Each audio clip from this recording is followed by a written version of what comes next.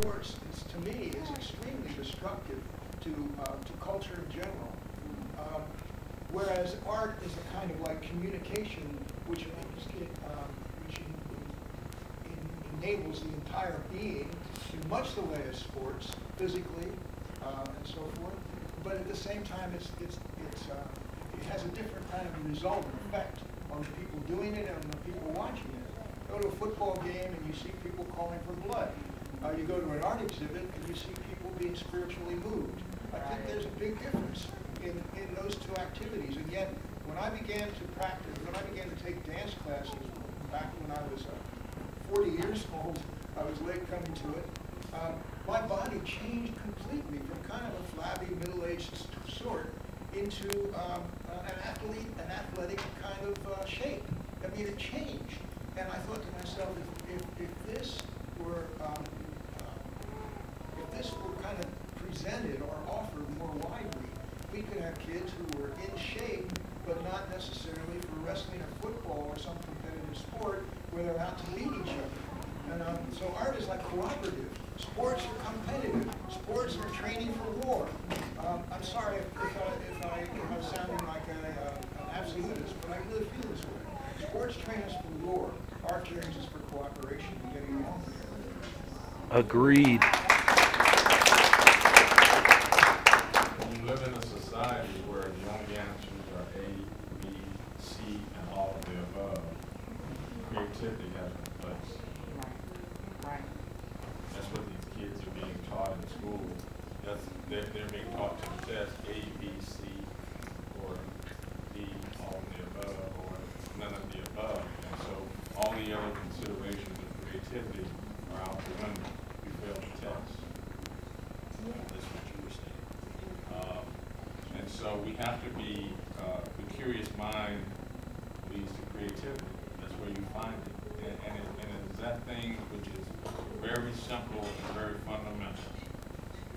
You know, I don't know, we call it all sorts of things. We call it ADD, we put all these kinds of labels on children who are expressing some sort of creativity, but because it doesn't fit in the norm, then, you know, it's, give them a pill so that we can sedate that. And I sound like a radical too, but basically that's what it is. I mean, when you hear those drums this morning, before we came up here, I saw people rocking. Yeah, we rocked all day. Somebody keep getting ready to give us a rhythm. Yeah,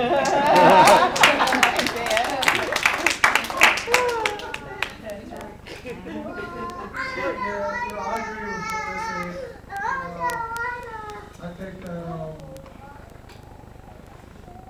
there's really no competition with art because everybody has their own unique style. Everybody has their own input. Like I meet people that inspire me that draw like Basquiat. Like crayons and stuff. And then I watch television like what's the guy with the big afro, Bob something. And his stuff is really, really cool. It's so simple, but it's cool stuff. And a lot of people do that kind of stuff.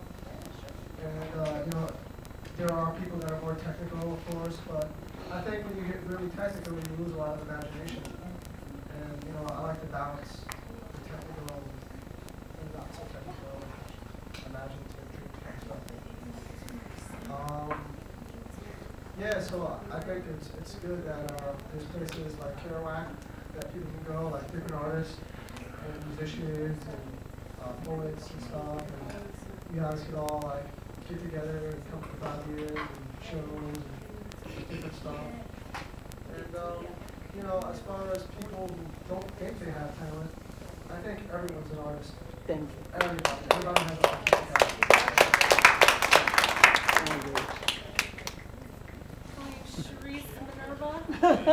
Whatever I am. I wanted to comment on that, and I have a question. I believe everyone has art, and I believe we separated too much in society, so people believe they're artists or sportsmen or soldiers, or when all of us are all of those things. And I think marvelous the way some people can clean a kitchen. is an absolute art to me. I can't do it like that.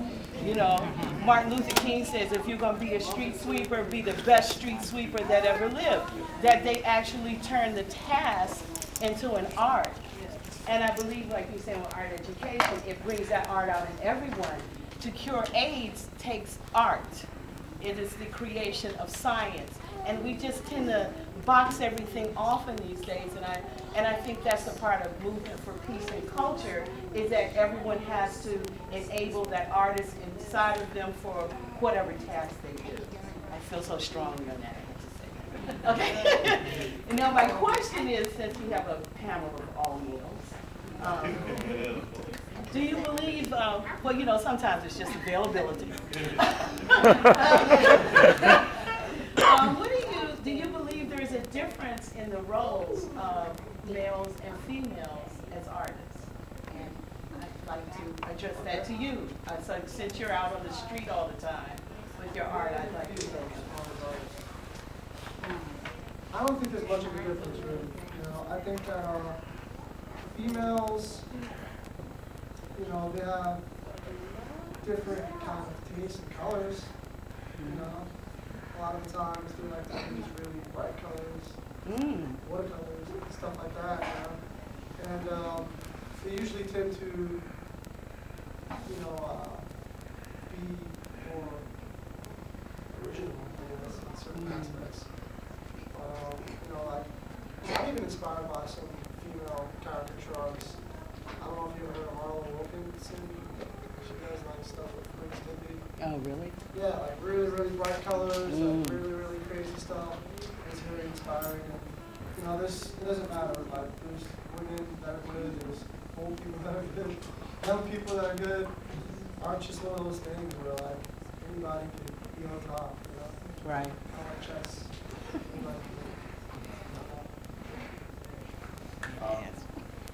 I just finished getting the last poem of the collection of poems for my daughter.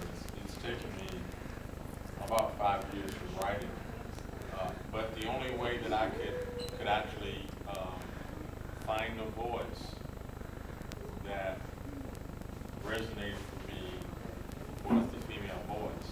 You know, as a man, what I wanted her to know was inadequate. And so all the poems in the book are from female voices, you know, conversations with women about the female perspective. And so I took those and translated those for her. So that's the only way I can do it, is listen to the female voice. So a lot of conversations. Some of these women right here, your voices are echoing in that book. Well, I think there's no doubt that there are macho artists. Ernest Hemingway comes to mind, Jackson Pollock, people like that. But I think by and large, artists, even male artists, tend to exhibit more of a feminine quality than a masculine. So in that sense, I think that in general, there are specific exceptions, but I think in general, there is not that much of a distinction between male and female artists. I think they both sort of worship at the same altar. What do you mean by the feminine qualities you say male artists? Well, sensitivity to a lot of things, including beauty, nurture, lovers of the world, and that's one of the lovers of the world part is where art gets into trouble with religion, because of religion's not all, but in general, again, religion's anti-worldly stance. Whereas, you know, a lot of that keeps about crushing the debate against the palate, you know, those sensuous matters that artists deal with and exalt in their work is kind of frowned on by religion, in general, I say.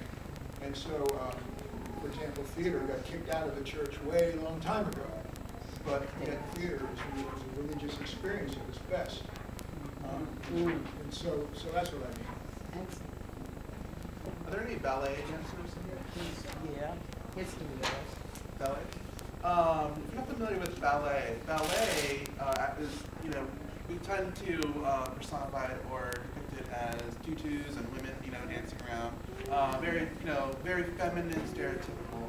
The origin of the term ballet comes from an Italian, balestra, which is actually fencing. Ballet is the derivative, is the feminization, the dance form of fencing. And I was a fencer at OU, and so when I heard about that, I was really taking the interest. And then researching more on ballet, actually some NBA teams, they actually encourage their players to take ballet classes because it teaches you poise, balance, the extension of the arm, all of those qualities you transcend masculine or feminine, it transcends.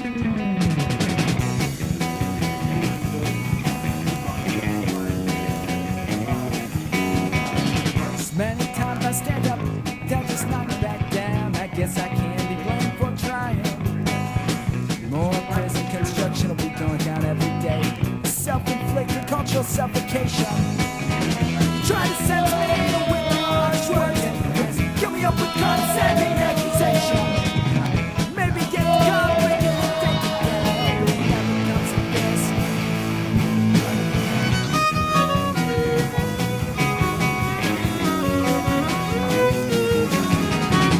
Does my silver t-shirt offend you more than the cameras go up on our street corners? Maybe it doesn't much bother you. The city's looking like an Orwellian freak show. Just go ahead and get moralized with bullshit. I got a little bit more than limiting myself. Just try to find her when you want it. So stop trying to control me. So I got a problem with authority. Just get the hell off my back. 'Cause I don't want to compromise with you.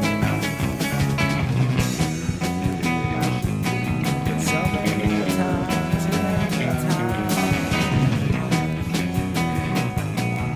Too many times. So go ahead with your moralizing bullshit. I got a little bit more than I'm in myself. Just try to find nobody with one eye. So stop trying to show me. Just go ahead with your moralizing bullshit. I got a little bit more than I'm in myself. Just try to find nobody with one eye. So stop trying to control me. Like live movie.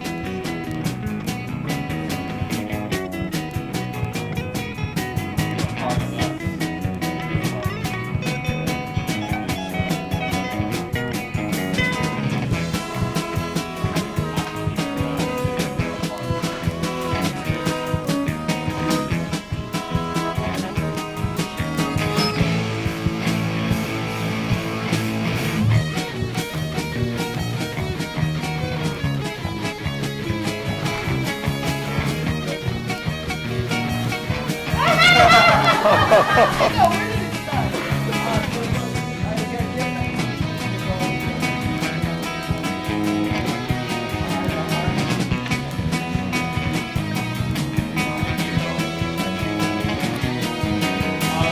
Just go ahead with your moralizing bullshit.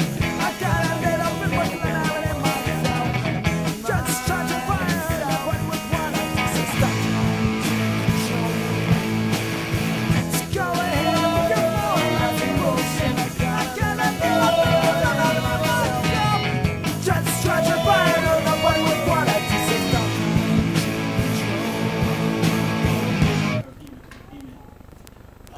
And I usually look at how I interact, and in my nurturing role, as both male and female, and I think it's definitely equal, but also some things that I notice. Female artists sometimes you have traditional material that you've been working with for a long time, and the female artists will come to that medium from a different point of view in such a way that it would at least make me see